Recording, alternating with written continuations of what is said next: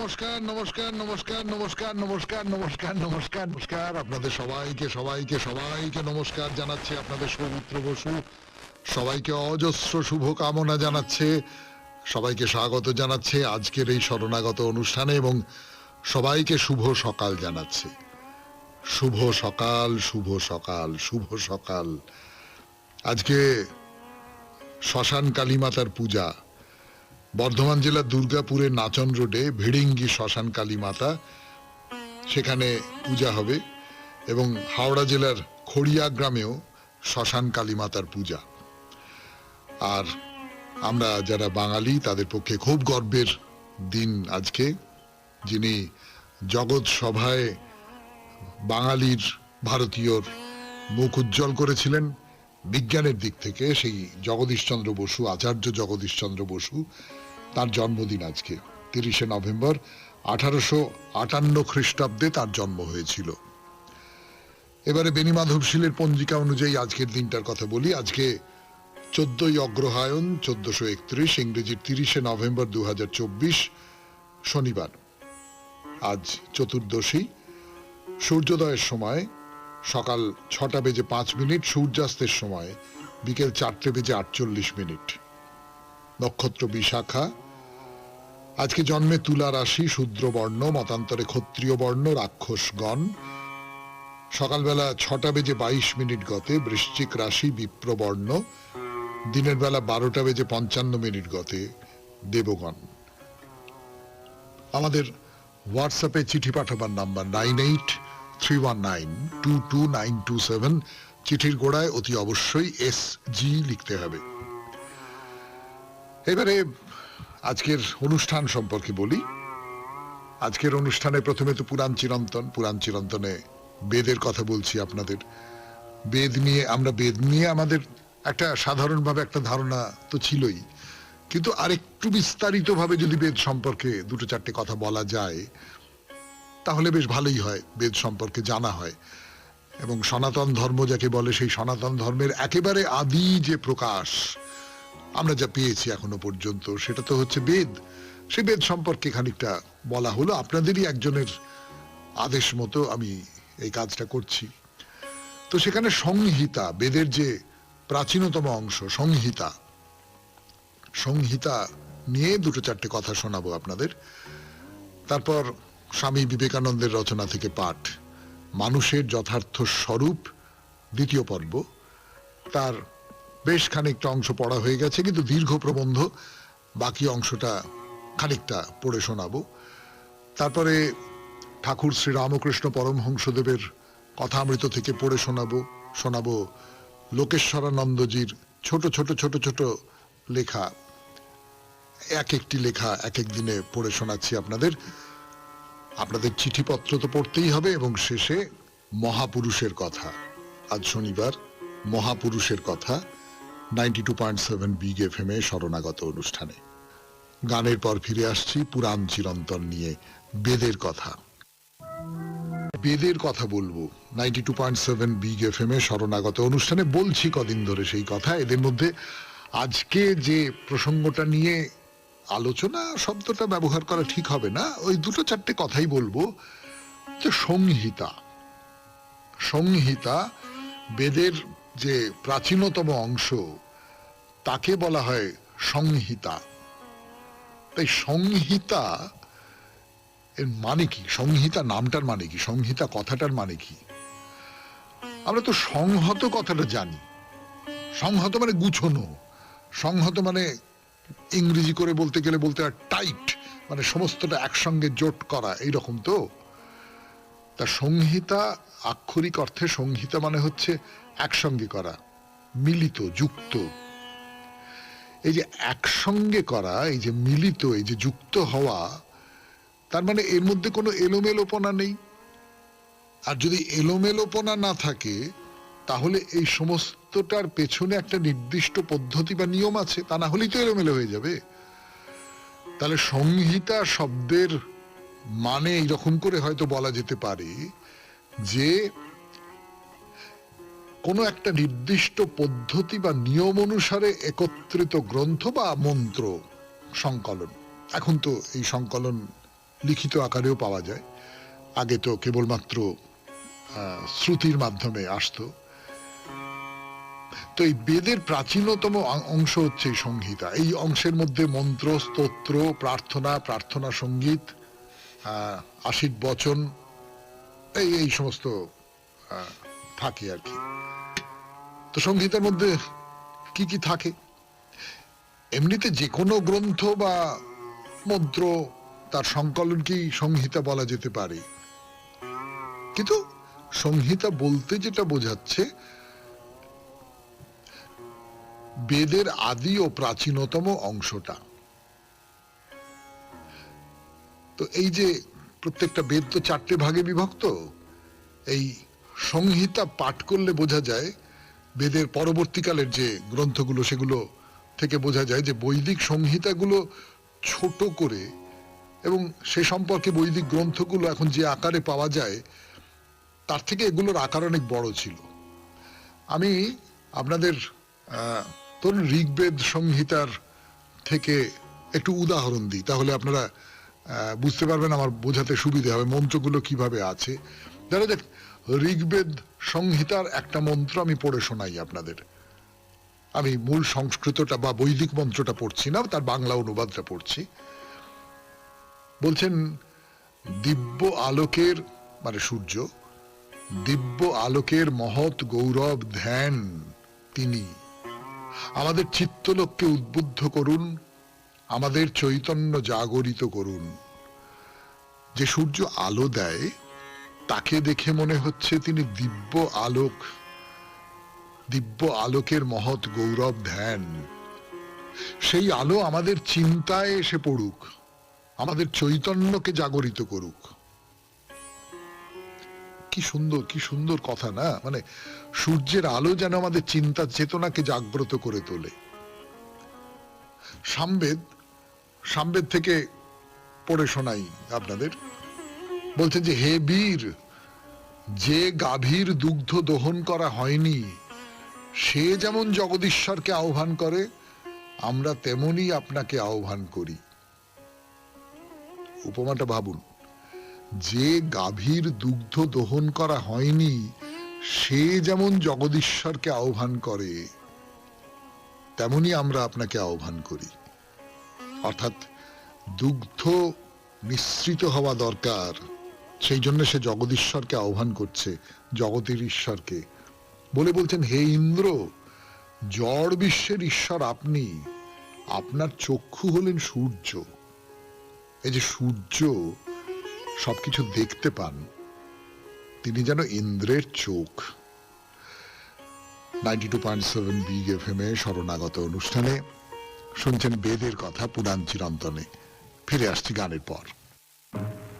ঋগ্বেদের যে স্তোত্র, নানান প্রাচীন দেবদেবীকে উৎসর্গ করা হচ্ছে স্তোত্র, তো তার মধ্যে একটি আমি শোনাই। বসুগণ, গায়ত্রী ছন্দ দ্বারা আপনাকে প্রস্তুত করুন, আপনি পৃথিবী। রুদ্র ত্রিষ্টুপ ছন্দ দ্বারা আপনাকে প্রস্তুত করুন, আপনি আকাশ। আদিত্যগণ, জগতী ছন্দ দ্বারা আপনাকে প্রস্তুত করুন, আপনি স্বর্গ। বিশ্ব দেবতাগণ, যারা সকল মানব লোকের, তারা আপনাকে অনুষ্টুপ ছন্দ দ্বারা প্রস্তুত করুন, আপনি সর্বদিকময়, আপনি অপরিবর্তনীয় দিক। আমাকে সন্তান দান করুন, প্রচুর অর্থ সম্পদ দিন, প্রচুর গো সম্পদ দিন, অতুল শৌর্য প্রদান করুন। অর্থাৎ এই যে বন্দনা করা হচ্ছে, এই বন্দনার মধ্যে দিয়ে কিন্তু যেটা বেরোচ্ছে সেটা হচ্ছে আমার যাতে ভালো হয়, আমি যাতে সুখে থাকতে পারি, আমি যাতে সম্পন্ন হতে পারি, পার্থিব দিক থেকে আমি যাতে সম্পন্ন হতে পারি, সেইটা চাওয়া হচ্ছে এই সমস্ত মন্ত্রের মধ্যে দিয়ে, এই সংহিতার মন্ত্রের মধ্যে দিয়ে। শেষ করলাম আজকের পুরাণ চিরন্তন বেদের কথা 92.7 বিগ এফএম এ শরণাগত অনুষ্ঠানে। এরপর স্বামী বিবেকানন্দের রচনা থেকে পাঠ করবার জন্য আমি প্রস্তুত, আপনাদের সৌমিত্র বসু। শেষ কথা শুরু 92.7 বিগ এফএম এ শরণাগত অনুষ্ঠানে। স্বামী বিবেকানন্দের রচনা থেকে পড়ে শোনাবো মানুষের যথার্থ স্বরূপ, তার মাঝখান থেকে খানিকটা অংশ। অদ্বৈতবাদীর মতে এই মায়া বা অজ্ঞান বা নামরূপ ইউরোপীয়গণের মতে দেশকাল নিমিত্ত সেই এক অনন্ত সত্তা হইতে এই বিভিন্ন রূপ জগৎ সত্তা দেখাইতেছে। পরমার্থ তো এই জগৎ এক অখণ্ড স্বরূপ। যতদিন পর্যন্ত কেহ দুইটি বস্তুর কল্পনা করেন ততদিন তিনি ভ্রান্ত। যখন তিনি জানিতে পারেন একমাত্র সত্তা আছে, তখনই তিনি ঠিক ঠিক জানিয়াছেন। যতই দিন যাইতেছে ততই আমাদের নিকট এই সত্য প্রমাণিত হইতেছে। কি জড় জগতে, কি মনোজগতে, কি অধ্যাত্ম জগতে, সর্বত্রই এই সত্য প্রমাণিত হইতেছে। এখন প্রমাণিত হইয়াছে যে তুমি, আমি, সূর্য, চন্দ্র, তারা এসবই এক জড় সমুদ্রের বিভিন্ন অংশের নাম মাত্র। এই জড় রাশি ক্রমাগত পরিণাম প্রাপ্ত হইতেছে। যে শক্তিকণা কয়েক মাস পূর্বে সূর্যে ছিল, আজ হয়তো তাহা মনুষ্যের ভিতর আসিয়াছে, কাল হয়তো উহা পশুর ভিতরে, আবার পরশু হয়তো কোনো উদ্ভিদে প্রবেশ করিবে। সর্বদাই আসিতেছে, সর্বদা যাইতেছে। উহা এক অখণ্ড জড় রাশি, কেবল নাম রূপে পৃথক। উহার এক বিন্দুর নাম সূর্য, এক বিন্দুর নাম চন্দ্র, এক বিন্দু তারা, এক বিন্দু মানুষ, এক বিন্দু পশু, এক বিন্দু উদ্ভিদ, এইরূপ। আর এই যে বিভিন্ন নাম, এগুলি ভ্রমাত্মক, কারণ এই জড় রাশির ক্রমাগত পরিবর্তন ঘটিতেছে। এই জগৎকেই আর একভাবে দেখিলে ইহা চিন্তা সমুদ্র রূপে প্রতীয়মান হইবে। উহার এক একটি বিন্দু এক একটি মন। তুমি একটি মন, আমি একটি মন, প্রত্যেকেই এক একটি মন মাত্র। আবার এই জগৎকে জ্ঞানের দৃষ্টিতে দেখিলে, অর্থাৎ যখন চক্ষু হইতে মহাবরণ অপসারিত হয়, যখন মন শুদ্ধ হইয়া যায়, তখন উহাকেই নিত্য শুদ্ধ, অপরিণামী, অবিনাশী, অখণ্ড পূর্ণস্বরূপ পুরুষ বলিয়া প্রতীতি হইবে। তবে দ্বৈতবাদীর পরলোকবাদ, মানুষ মরিলে স্বর্গে যায় অথবা অমুক অমুক লোকে যায়, অসৎ লোকে ভূত হয়, পরে পশু হয়, এসব কথা কি হইল? অদ্বৈতবাদী বলেন, কেউ আসেও না, কেহ যায়ও না। তোমার পক্ষে যাওয়া আসা কিসে সম্ভব? তুমি অনন্ত স্বরূপ, তোমার পক্ষে যাইবার স্থান আর কোথায়? শুনলেন স্বামী বিবেকানন্দের রচনা থেকে পাঠ, মানুষের যথার্থ স্বরূপ, দ্বিতীয় পর্ব। পড়লাম আমি আপনাদের সৌমিত্র বসু। এরপর গান, গানের পর কথামৃত। শেষ কথা শুরু 92.7 বিগ এফএম এ শরণাগত অনুষ্ঠানে। এবারে কথামৃত থেকে পাঠ, আমি আপনাদের সৌমিত্র বসু। ঠাকুর তো ভক্তদের সঙ্গে বসে রয়েছেন, ভক্তরা সকলে আছেন, মাস্টারমশাই তো আছেনই। মাস্টারমশাইয়ের কলম থেকেই তো কথামৃত বইটা বেরোবে এবং সেই বই থেকেই আমরা এই ঘটনাটার কথা জানতে পারবো। তো মিশ্র নাকি মিশ্রা বলবো, একটি ছেলে, পশ্চিমে তার জন্ম হয়েছে, বাঙালি নয় কিন্তু ভারতীয়, ভারতীয় খ্রিস্টান ভক্ত। বছর 35 বয়স, সাহেবি পোশাক পরে আছে, কিন্তু ভেতরে গেরুয়া আছে, মানে সংসার ত্যাগ করেছে। একটা ওই ভাইয়ের বিয়ের দিনে তার এবং আরেকটি ভাইয়ের একদিনে মৃত্যু হয়। সেই দিন থেকে মিশ্র সংসার ত্যাগ করেছেন। কোয়েকার সম্প্রদায়ভুক্ত খ্রিস্টান। তো মিশ্র বলছেন, ওহি রাম ঘাট ঘাট মে লেটা। তা শ্রীরামকৃষ্ণ ছোট নরেনকে আস্তে আস্তে বলছেন যাতে মিশ্র শুনতে পান, এক রাম, তার হাজার নাম। খ্রিস্টানরা যাকে গড বলে, হিন্দুরা তাকে রাম, কৃষ্ণ, ঈশ্বর এইসব বলে। ব্যাপারটা কিরকম? ব্যাপারটা হচ্ছে, পুকুরে অনেকগুলো ঘাট, এক ঘাটে হিন্দুরা জল খাচ্ছে, বলছে জল, ঈশ্বর। খ্রিস্টানরা আর এক ঘাটে খাচ্ছে, বলছে ওয়াটার, গড, যিশু। মুসলমানেরা আরেক ঘাটে খাচ্ছে, বলছে পানি, আল্লাহ। কি সোজা করে বোঝানো যে আসলে তো তাই। মানে এই যে ধর্ম নিয়ে যে বিভেদটা, এই বিভেদটা তো সত্যি সত্যি আজকের দিনে কোনো মানে নেই। দুটো কারণে মানে নেই বলে আমার নিজের মনে হয়। তার মধ্যে একটা হচ্ছে ধর্মের মধ্যে যে সম্প্রদায়গত বিরোধ, সেই বিরোধটা একটা সময় খুব বেশি মাত্রায় থাকতে পারতো, হয়তো ছিল, কিন্তু আজকের দিনে ধর্মের এই যে খুঁটিনাটি তফাৎ, এইগুলো নিয়ে কোনো সভ্য মানুষের মাথা ঘামাবার কোনো কারণ নেই। যে অমুক ধর্ম খারাপ, তমুক ধর্ম ভালো, যে যার নিজের মতন করে আছে, তাই তো হয় যে কোনো মানুষ তার নিজের মতন করে থাকবে। আমরা তো এইটাই মেনে নিই, এইটাই স্বীকার করে নিই, যদি তাতে কোনো রকমের কোনো ক্ষতি না হয়, অনেক মানুষের কোনো ক্ষতি না হয়, তাহলে আমরা সেটা মেনে নিই। তো একটা পুকুর থেকে কেউ জল ভরছে, হিন্দু জল ভরছে, খ্রিস্টান জল ভরছে, মুসলমান জল ভরছে, তাহলে অসুবিধাটার কি আছে? তা মিশ্র বলছে মেরির ছেলে জেসাস নয়, জেসাস স্বয়ং ঈশ্বর। এই অবতারের ক্ষেত্রে এই কথাটা খুব গুরুত্বপূর্ণ। তার কারণ হচ্ছে যে অবতার তো কোনো একজনের সন্তান। ঠাকুর শ্রী রামকৃষ্ণ পরমহংসদেব একজনের সন্তান, এক পিতামাতার সন্তান। আমরা তার বাবা মার পরিচয়ও জানি, কিন্তু এটা তো পার্থিব পরিচয়। তার বাইরের যে পরিচয়, বেশিরভাগ মানুষ যেটা বিশ্বাস করেন, এবং নিশ্চয়ই শরণাগত যারা শোনেন তারাও বিশ্বাস করেন, যে তিনি অবতার। অবতার মানে ঈশ্বরের ভাব, ঈশ্বরের বিভূতি, ঈশ্বর নিজে তার মধ্যে অনেক বেশি পর্যন্ত প্রকাশিত হয়েছেন। তো তাই যদি হয়, এই যে অবতার, এই অবতারের একটা পার্থিব রূপ আছে আর একটা ঈশ্বরীয় রূপ আছে, এরকম করেই তো দেখব। সেই দিক থেকেই মিশ্র বলছে যে মেরির ছেলে জেসাস নয়, জেসাস স্বয়ং ঈশ্বর, যদিও তার পরিচয় হচ্ছে তিনি মেরির ছেলে। শুনছেন কথামৃত থেকে পাঠ 92.7 বিগ এফএম এ শরণাগত অনুষ্ঠানে। আরো পড়ে শোনাবো, ফিরে আসবো, একটু গান শুনে নি। শুরু 92.7 বিগ এফএম এ শরণাগত অনুষ্ঠান শুনছেন। আমি আছি আপনাদের সঙ্গে, আপনাদের সৌমিত্র বসু। এই যে মিশ্র বলছেন যে মেরির ছেলে জেসাস নয়, জেসাস স্বয়ং ঈশ্বর, বলে আর একটা কথা বলছেন। সেই কথাটা কি?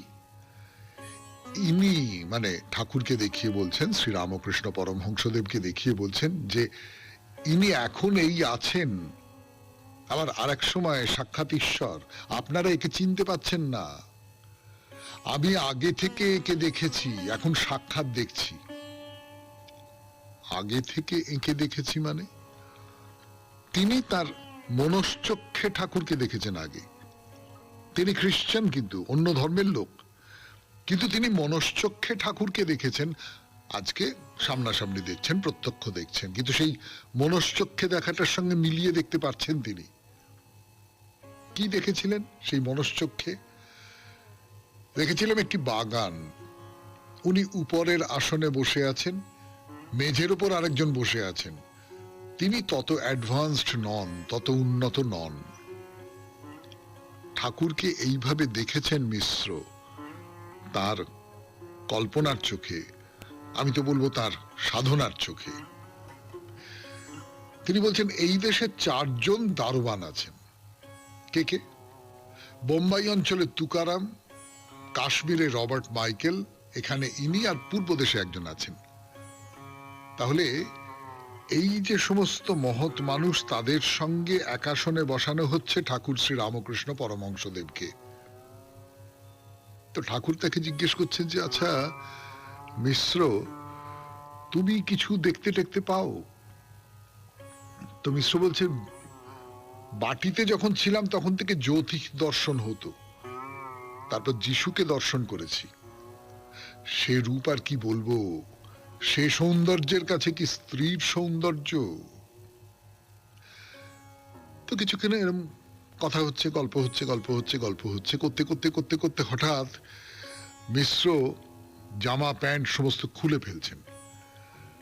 ভেতরে গেরুয়া কৌপিন, অর্থাৎ বাইরে একটা সাহেবী চেহারা রাখতে হয়েছে তাকে, সাহেবী চেহারা রেখেছেন তিনি, ভেতরে ভেতরে কিন্তু গেরুয়া।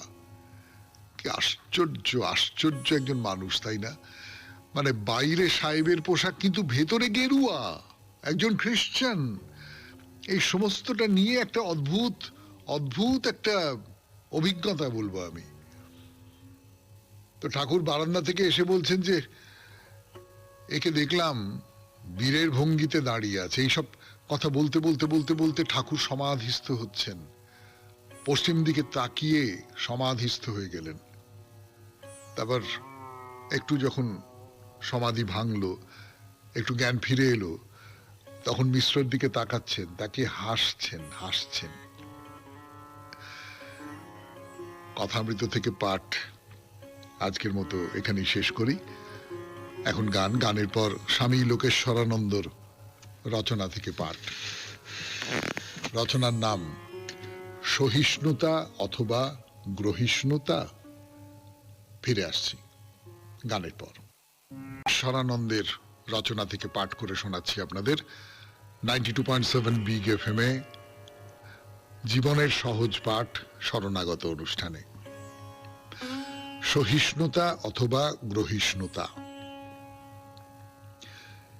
ঈশ্বর ও ধর্ম বিষয়ে মতপার্থক্য সত্ত্বেও আমরা কতদূর একসঙ্গে যেতে পারি? মতভেদ যখন খুঁটিনাটি ব্যাপার নিয়ে হয় তখন যে রেষারেষি হওয়া উচিত নয় সেটা আমরা সহজেই বুঝি, কিন্তু মূল ও অপরিহার্য বিষয়ে যখন বৈষম্য থাকে তখনও কি পরস্পরের প্রতি সহিষ্ণু হওয়া সম্ভব? যদি তা সম্ভব হয় কতটা? যদি আপনার ধর্মবিশ্বাসের কোনো কোনো দিক সম্পূর্ণভাবে আমার রুচি বিরুদ্ধ হয়, সেক্ষেত্রে আপনি আমার কাছ থেকে কি আশা করবেন?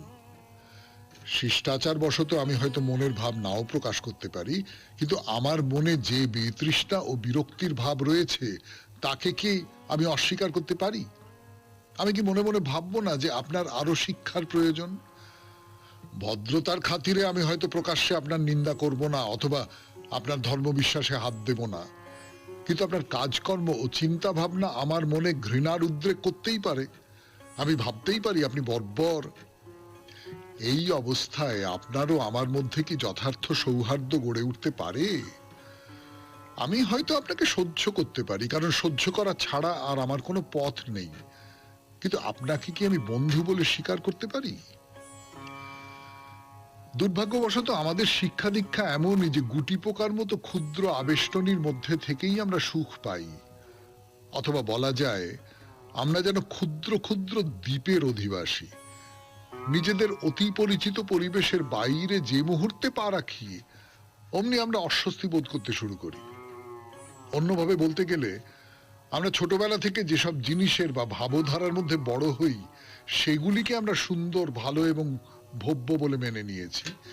তার বাইরে কোনো কিছুকে স্বীকার করা তো দূরের কথা, সহ্যই করতে পারি না আমরা।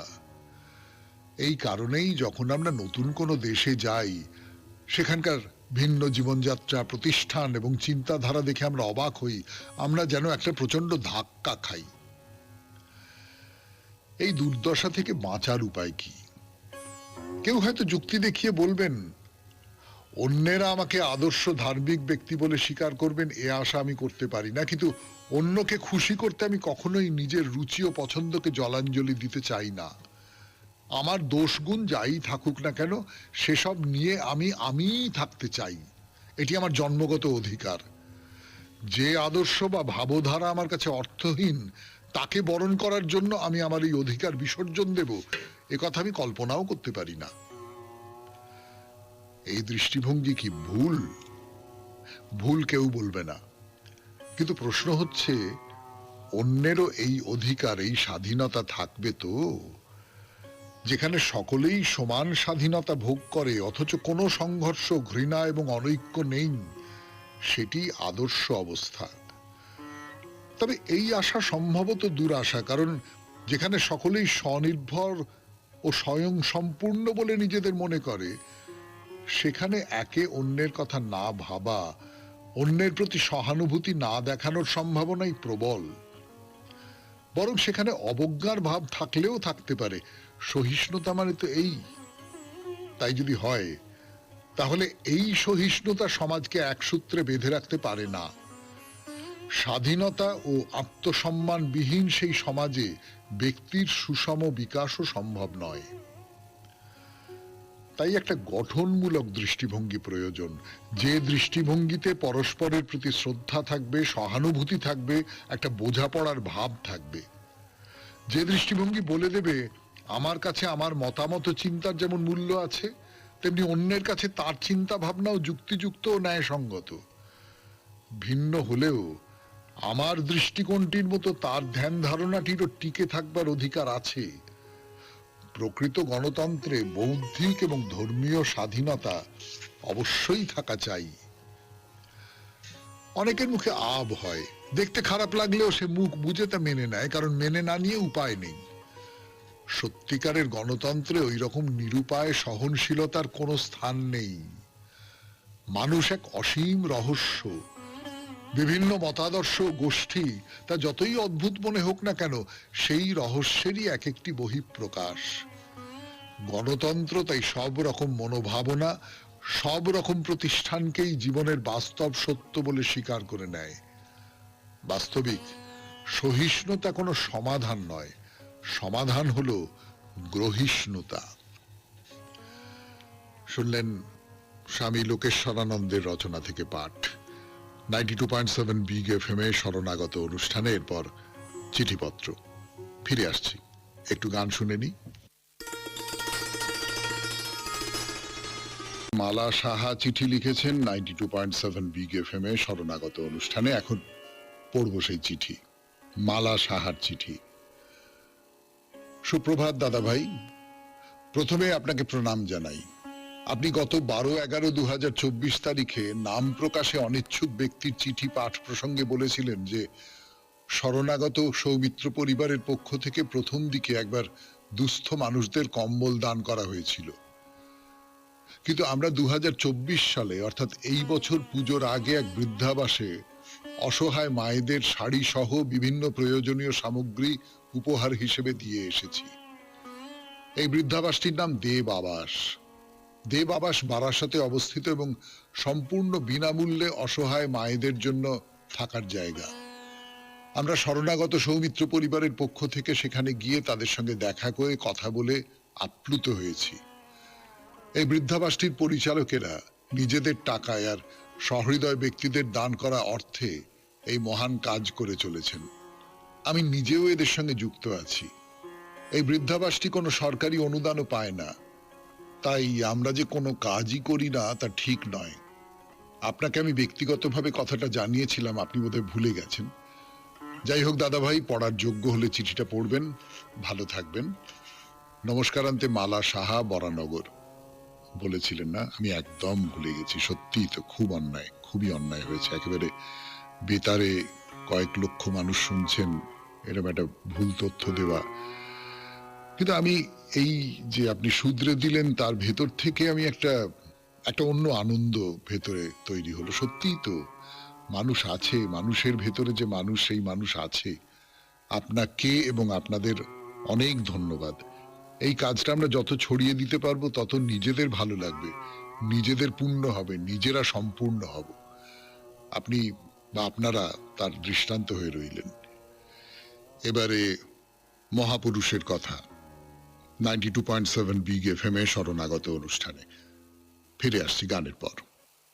এরপর ফিরে এলাম 92.7 বিগ এফএম এ শরণাগত অনুষ্ঠান শুনছেন। এবার মহাপুরুষের কথা। আজকে একজন মহাপুরুষের কথা শুরু করব আমরা। কার কথা সেটা বলবার আগে আপনাদের এই যে বিশেষ মহাপুরুষ, তার সম্পর্কে একটা দুটো ইঙ্গিত দিই। আমরা এর আগে যাদের কথা বলেছি, শঙ্করাচার্যের কথা বলেছি, গুরু নানকের কথা বলেছি, নানকজি, দেব নানক, তারা একেবারে জন্ম থেকেই তারা অন্যরকম। জন্ম থেকেই এই যে পৃথিবীর যে পার্থিবতা যাকে বলে, এই পৃথিবীর যে কামনা বাসনা, এই পৃথিবীর মানুষের যা কিছু বৈশিষ্ট্য, যা কিছু চরিত্র, সেই সমস্ত থেকে তারা স্বতন্ত্র ছিলেন, আলাদা ছিলেন। কিন্তু আজকে থেকে যার কথা বলা শুরু করব, তিনি এমনটি নন। তিনি আমাদের পাঁচজনের মতোই ছিলেন এবং রাজা ছিলেন। তার ফলে তার ভেতরে এক তীব্র ক্ষমতা, লোভ ছিল। তার ভেতরে ধন সম্পদের লোভ ছিল। তার ভেতরে নিষ্কণ্টক রাজা হবার লোভ ছিল, নিষ্ঠুরতা ছিল, এই সমস্ত কিছু ছিল। তার নাম এক্ষুনি বলবো না। না বলে গল্পের মতন করে বলি আপনাদের, যেমন বলি আর কি মহাপুরুষের কথা। মগধ আর কলিঙ্গ পাশাপাশি দুটি সাম্রাজ্য, এবং কলিঙ্গর থেকে মগধ খানিকটা বড়, আয়তনে বড়, ফলে শক্তিতেও বড়। কিন্তু তবু মগধের যিনি সম্রাট তার মনে শান্তি নেই। পাশেই একটা এত বড় রাষ্ট্র রয়েছে, সে তো শত্রু। এই শত্রুকে রেখে তো কোনো রাজা নিশ্চিন্ত থাকতে পারে না। তো যদি কলিঙ্গ রাজ্যকে ধ্বংস করা যায়, তাহলে একদিকে যেমন শত্রুকে নিশ্চিহ্ন করা যাবে, শত্রুর ভয় দূর হয়ে যাবে, অন্যদিকে মগধের যে সাম্রাজ্য তার মাপটাও অনেক বেড়ে যাবে। তো এই সব করে ঠিক করলেন মগধের রাজা যে বিরাট একটা সৈন্যবাহিনী জোগাড় করে তিনি কলিঙ্গের বিরুদ্ধে যুদ্ধযাত্রা করলেন। আর এ খবর তো কলিঙ্গ রাজের কাছে গোপন রইল না, তার কারণ গুপ্তচর দুদেশেই থাকে। তারা এসে খবর দিল, মহারাজ, মগধের রাজা বিশাল সৈন্যবাহিনী নিয়ে আপনার রাজ্য আক্রমণ করবার জন্য বেরিয়ে পড়েছেন। তো কলিঙ্গরাজ বললেন, বেশ, তাহলে আমিও আমার সৈন্য সামন্ত জড়ো করি, জড়ো করে মগধ রাজের বিরুদ্ধে যুদ্ধ করতে হবে আমাকে। তো মহানদীর দুই তীরবর্তী অঞ্চলে মুখোমুখি হলো দুটি রাজ্যের সৈন্যদল, এবং তুমুল যুদ্ধ শুরু হলো। দুপক্ষের সৈন্যবাহিনী খুব শক্তিশালী, কিন্তু মগধের সৈন্যরা অনেক বেশি যুদ্ধপটু আর অনেক ভালো যুদ্ধবিদ্যা জানে অনেক ভালো করে। ফলে কলিঙ্গের সৈন্যরা একবারে বীর বিক্রমে লড়াই করে শেষ পর্যন্ত হেরে গেল। আহত আর নিহত সৈন্যে যুদ্ধক্ষেত্র ভরে গেল। সমস্ত প্রান্তরটা একেবারে রক্ত লেগে আছে, গোটা প্রান্তরে সর্বত্র রক্তের ছাপ, রক্তের ছোপ, এবং কলিঙ্গরাজ যুদ্ধে নিহত হলেন। তো যে নৃপতি মগধের রাজা, তিনি বিজয়ী হয়েছেন, হাতির পিঠে চেপে যেতে যেতে দেখলেন রাস্তার দুপাশে কত অসংখ্য মৃতদেহ ছড়িয়ে রয়েছে, কত আহত মানুষ, কেউ আর্তনাদ করছে, যন্ত্রণায় কাতর হয়ে চিৎকার করছে, সামান্য একটু জলের জন্য ছটফট করছে। আকাশে মাংসের লোভে শকুনের দল ভিড় করছে। শুনছেন মহাপুরুষের কথা। কোন মহাপুরুষের কথা বলছি তা এখনো বলিনি, বলবো পরে। আপাতত একটু গান শুনি, তারপর ফিরে আসছি 92.7 বিগ এফএম এ শরণাগত অনুষ্ঠানে। পরিণাম, যুদ্ধের ফল, হিংসার ফল। তো মগধের রাজা, বিজয়ী রাজা, তিনি মন্ত্রীকে জিজ্ঞেস করলেন যে, আচ্ছা মন্ত্রী, সমস্ত যুদ্ধের পরিণতি কি এমন ভয়ঙ্কর? তা মন্ত্রী বললেন, হ্যাঁ মহারাজ, তবে রাজ্য জয়ের জন্য এসবের তো প্রয়োজন হবেই। সম্রাট কোনো উত্তর দিলেন না। তার সমস্ত মন বেদনায় ভারাক্রান্ত হয়ে উঠেছে। ধীরে ধীরে তিনি নিজের যে তাঁবু সেইখানে ফিরে এলেন। দিন শেষ হয়ে গেল, রাত্রি নামলো। বিশ্রাম নেবার জন্য নরম পালঙ্কে শুলেন, কিন্তু না না, চোখ বুঝতেই মনের মধ্যে ভেসে উঠছে যুদ্ধক্ষেত্রে সেই ভয়ঙ্কর দৃশ্য। আহত নিহত সৈনিকের দল যেন চারদিক থেকে এসে তার সামনে ভিড় করছে, যেন আর্তনাদ করছে। তাদের মুখ রক্তাক্ত, তাদের সমস্ত শরীর রক্তাক্ত। সম্রাট ঘুমের মধ্যে চিৎকার করে উঠলেন। যুদ্ধে জয়ী হয়েছেন, কিন্তু এই কেমন জয়! এই জয়ে মগধের সম্রাটের মনে তো কোনো আনন্দ নেই, কোনো কিছুতেই কোনো শান্তি নেই। তেমন সময় একজন তরুণ বৌদ্ধ সন্ন্যাসীকে দেখলেন। তিনি শিবিরের সামনে দিয়ে যাচ্ছে। তরুণ বৌদ্ধ সন্ন্যাসী, তার মুন্ডিত মস্তক, পীত বসন, আর মুখটা দেখে তার মনে হলো কি শান্তি, কি শান্তি, কি অপার শান্তি! ওই দুই চোখে করুণা, প্রেম যেন একবারে অঝোর ধারায় অমৃত বাড়ির মতো ঝরে ঝরে পড়ছে। সম্রাট তার কাছে গেলেন, গিয়ে বললেন যে, তুমি কোথায় চলেছ? সেই সন্ন্যাসী বললেন, আমি যুদ্ধক্ষেত্রে আহত সৈনিকদের সেবা করতে চলেছি মহারাজ। সেবা করতে চলেছে? আমি যাদের হত্যা করেছি, যাদের আহত করেছি, তাদেরও সেবা করতে চলেছে। এই সন্ন্যাসী আমার মনের যে কষ্ট, যে যন্ত্রণা, যে জ্বালা, তাকে শান্ত করতে পারবে। সম্রাট বললেন, আপনি আসুন, আসুন, দয়া করে আমার প্রাসাদে পদার্পণ করুন বলে সব কথা বললেন। সন্ন্যাসী বুঝতে পেরেছিলেন রাজার বুকের ভেতরকার কষ্ট। তিনি বললেন, হে সম্রাট, লোভে সুখ নেই, হিংসায় শান্তি নেই, পররাজ্য দখল করে নেওয়ায় কোনো তৃপ্তি নেই। অহিংসা, প্রেম, করুণার, ভালোবাসার মধ্যেই আছে মানুষের শান্তি, তৃপ্তি, মঙ্গল। শুনলেন নতুন এক মহাপুরুষের জন্ম কথা। তার নাম এখনো জানি না। আপনারা কি আন্দাজ করতে পারছেন? যদি আন্দাজ করতে পারেন তাহলে একটু লিখে জানান। সামনের শনিবারে আবার সেই মহাপুরুষের কথা বলবো 92.7 বিগ এফএম এ শরণাগত অনুষ্ঠানে। আজকের মতো তাহলে শরণাগত এখানেই শেষ করি। আমাদের হোয়াটসঅ্যাপে চিঠি পাঠাবার নাম্বার 9831922927। চিঠির গোড়ায় অতি অবশ্যই SG লিখতে হবে। তাহলে আজকের মতো বিদায়। খুব ভালো থাকবেন, আনন্দে থাকবেন।